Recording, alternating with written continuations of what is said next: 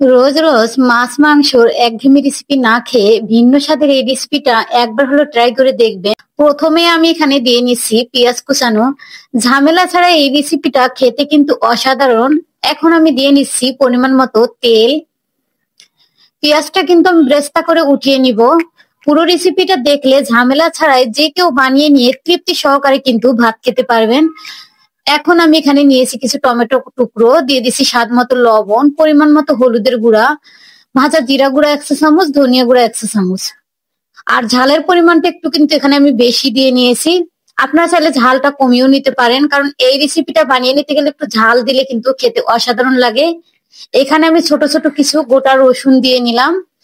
দেওয়ার পরে কিন্তু আমি কিছুক্ষণ কষিয়ে নেওয়ার পরে এখানে দিয়ে দিচ্ছি একটি আলু, একদম কিন্তু মিহি করে কষিয়ে নিয়েছি। সবকিছু ভালোভাবে কষিয়ে নেওয়ার পরে এখানে আমি পরিমাণ মতো পানি দিয়ে নিছি। পানি দেওয়ার পর যে পেঁয়াজটা আমি ভেজে উঠিয়ে রেখেছিলাম সেটা কিন্তু আমি হাত দিয়ে একটু গুঁড়ো করে নিলাম। এই রেসিপিটা বানিয়ে নেওয়া যতটাই না সহজ, খেতে কিন্তু তার থেকেও অনেক মজার। বাসায় যদি কোনো সবজি তরকারি না থাকে তাহলে এটা দিয়ে দেখবেন যে এতটা ভাত খাওয়া যায় আপনি বিশ্বাসও করতে পারবেন না।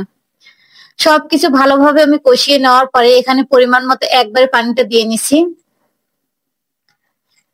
এখন আমি ঢাকনা দিয়ে এটা কিছুক্ষণ রান্না করে নিব। ঝোলটা কিন্তু যখনই ফুটে উঠবে তখনই আমি এখানে দিয়ে দিছি 3টা ডিম।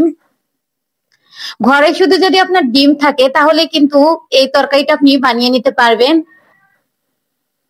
কিছুক্ষণ আবারও আমি ঢাকনা দিয়ে রান্না করার পরে ডিমগুলো কিন্তু হয়ে গেছে, একটু আমি অপর পাশটা আবারও উল্টিয়ে নিলাম।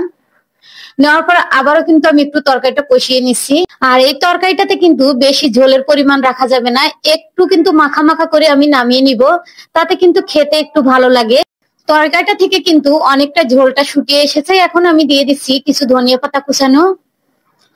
একদম মাখা মাখা করে নামিয়ে এটা যদি গরম ভাতের সাথে পরিবেশন করে নেন, দেখবেন যে খেতে অন্য কোনো আর তরকারি কিন্তু প্রয়োজনে হবে না।